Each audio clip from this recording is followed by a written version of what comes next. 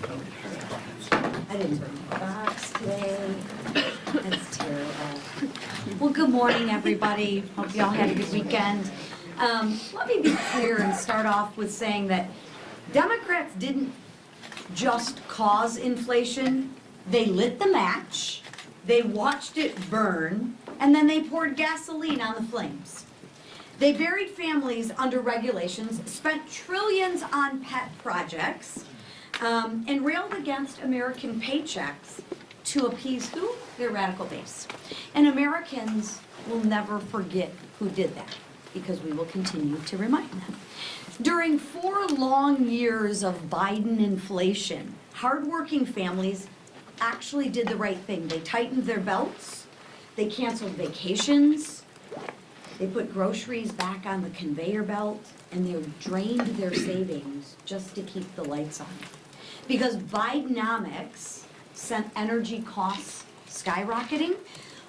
Under Bidenomics, and in those 4 years, let me just paint the picture for everybody. Home heating oil shot up 44%. Gasoline climbed 48%.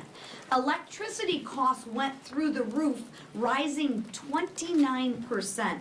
And abundant American natural gas rose 27%. Those were under the 4 years during President Biden. That economic punishment crushed the American dream for millions of Americans. But there's actually good news. Thanks to President Trump and Republicans in Congress, the comeback is underway, and America loves a good comeback story. Now, it won't happen overnight. You don't rebuild a burned down home in one day. And after 4 years of economic arson, there's a lot to clean up. But House Republicans are here with the fire extinguisher. We are rebuilding the economy that working families can afford, and so that working families can thrive again. This week, we're laser focused on passing legislation that actually lowers costs. And guess what? It's already working. Gas prices are at a 4-year low. Grocery prices are finally coming down, and wages are actually rising. And next year, Americans will see bigger paychecks because of the Working Families Tax Cut Act. Remember, the Democrats voted and they wanted to give every single American a pay raise. Every single American, the Democrats voted to raise your taxes. Thank God Republicans voted to not let that happen. Last week we cut red tape and peeled back Biden's burdensome regulations, and we're doing it again this week. This is all part of an agenda to lower costs and increase paychecks for hard-working families. Real reforms to roll back Washington's overreach and put the power back where it belongs, with the workers, with the families, and with actually the job creators. Government in Washington doesn't need more power.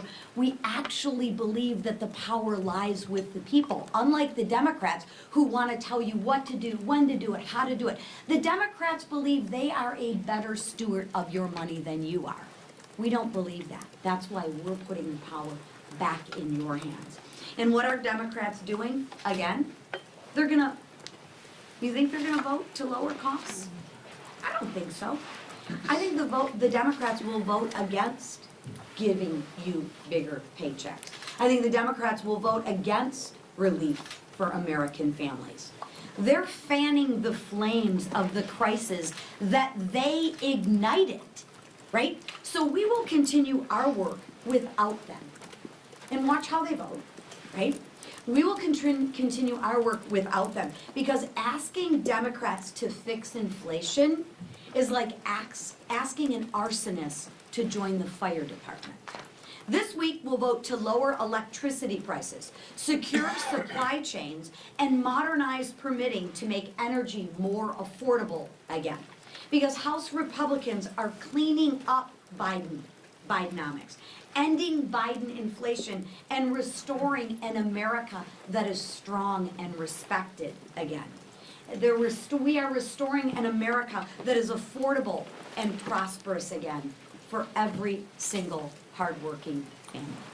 And another piece of important legislation that will be on the floor this week is the NDAA, and I don't think there's anyone better here to talk about it than a Representative Kiggins. So right now, I yield to Representative Kiggins.